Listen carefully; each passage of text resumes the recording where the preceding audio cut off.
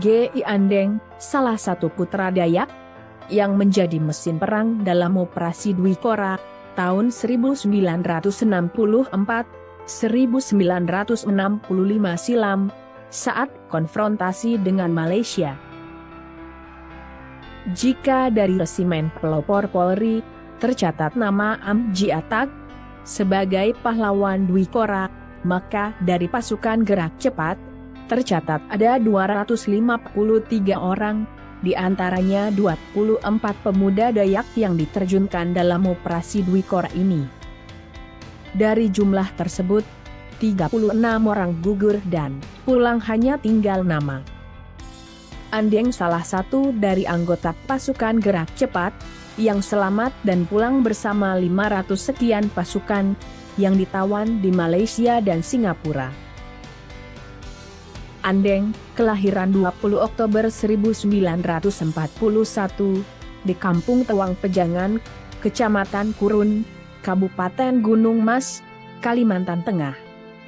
Wafat di kediamannya di Bekasi, Jawa Barat, Minggu, 27 Juni 2021.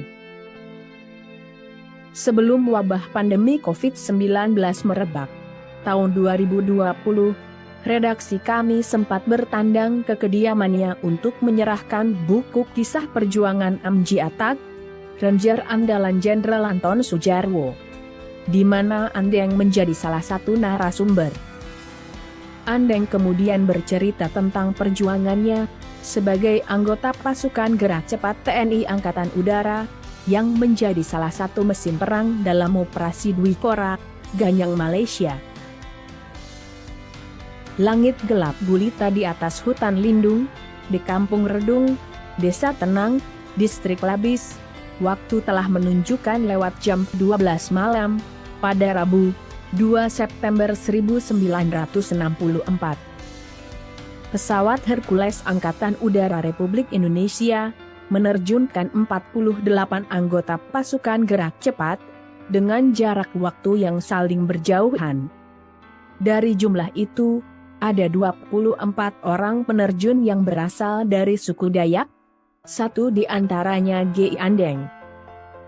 Angin malam berhembus amat kencang, membuat anggota pasukan gerak cepat yang diterjunkan harus mendarat tercerai-berai, dan tak semua tepat sasaran.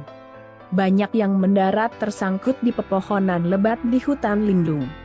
Bahkan ada anggota yang mendarat tepat di tengah Kampung Redung. Dan yang sedang sial, malah terjatuh di asrama polisi Malaya di Desa Tenang itu. Tak ayal, Desa Tenang pun tiba-tiba tak lagi tenang. Karena beberapa polisi di Raja Malaysia yang sedang piket jaga, langsung tersentak kaget, karena ada penerjun payung yang jatuh di halaman asrama. Maka tak ayal lagi, anggota pasukan gerak cepat itu pun menjadi bulan-bulanan kemarahan mereka. Yang mendarat di asrama polisi Malaya itu, komandan kami, Letnan Muda Udara 1 Sutikno. Bapak dari apa? Ngaju? Karena kita Dayak Ngaju. Yang kita kan ada 18. Jadi yang 12 itu kan itu ada yang pencar aja, ada yang 2 orang, ada yang 3 orang, ada yang sendiri. Jadi selamat sendiri-sendiri aja lah, udah kita nggak ini. Lalu? Ya ketemu aja tuh udah ketangkap aja. Oh, udah ketangkap semua. Bapak juga ditangkap hari keberapa? Hari ke-15. Yang waktu berangkat tuh memang saya udah siapin ya. Ya korek api, garam, sama peluru yang dibanyakin. Mereka poskonya tuh di pinggir kali itu kan. Bapak apa nggak ngeliat dari jauh ada posko atau gimana? Nggak ada, mereka kan istilahnya hanya nggak ada bentuk bangunan apa gitu, nggak ada. Paling itu juga hanya alat-alat komunikasinya aja yang berfungsi. Jadi Bapak tiba-tiba udah disergap? Iya. Sergap Gurkha itu Pak? Gurkha. Diteriakin kan, suruh angkat tangan kan. Bahasa apa? Bahasa Melayu? Makanya saya jadi bingung saya. Ya, bahasa Inggris ya waktu itu kan. Suruh apa, saya angkat tangan gini, bahasa senjata kan saya pegang gini kan. Terus disamperin. Habis itu saya dibawa. Pegang senapan begitu. Soalnya kan saya megang senjata kan, nggak mungkin saya buang, biarin aja, saya angkat tangan, suruh angkat tangan sama ini, tapi saya pegang senjata. Terus disamperin kan sambil ditodong. Dini hari itu, parasut Andeng, yang berusia 21 tahun, tersangkut di pepohonan di hutan. Namun ia tak mengalami kesulitan untuk menebas dahan dan ranting pohon dengan pisau komando yang terselip di pinggangnya. Ia lahir dan besar di Pulau Kalimantan, yang mana masyarakatnya sangat bergantung pada hutan. Dari atas ketinggian pohon, di mana parasutnya tersangkut itu, Andeng melihat hutan yang menyambutnya malam itu, tak ada bedanya dengan hutan di tanah tumpah darahnya, Kalimantan. Ia berusaha tenang, sayup-sayup terdengar suara orang berteriak minta tolong. Tak lama menyusul suara peluit, seakan memberi tanda. Tanpa kesulitan, ia kemudian turun dari pohon.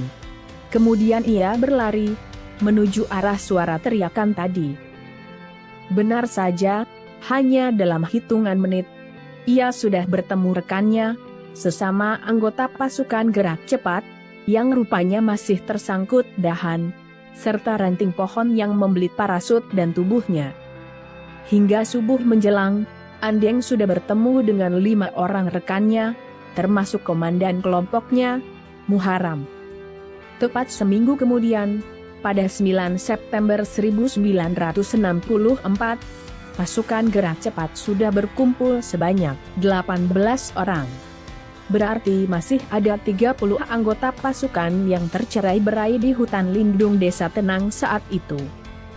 Ransum yang dibekali dari Markas Komando Angkatan Udara Republik Indonesia, berupa makanan sejenis sagu, yang jika mau dimakan harus dikasih air dahulu. Logistik hanya cukup untuk 4 hari. Diperhitungkan dalam 3 hari 2 malam, semua pasukan bisa berkumpul. Kenyataannya 2 minggu kami berjalan. Belum berkumpul juga. Perjalanan pun masih jauh. Andeng bersama ketua kelompoknya, Muharam, dibantu seorang rekan pasukan gerak cepat, mengkoordinir pasukan yang telah terkumpul 18 orang, mengikuti arah kompas menuju Gunung Kulai.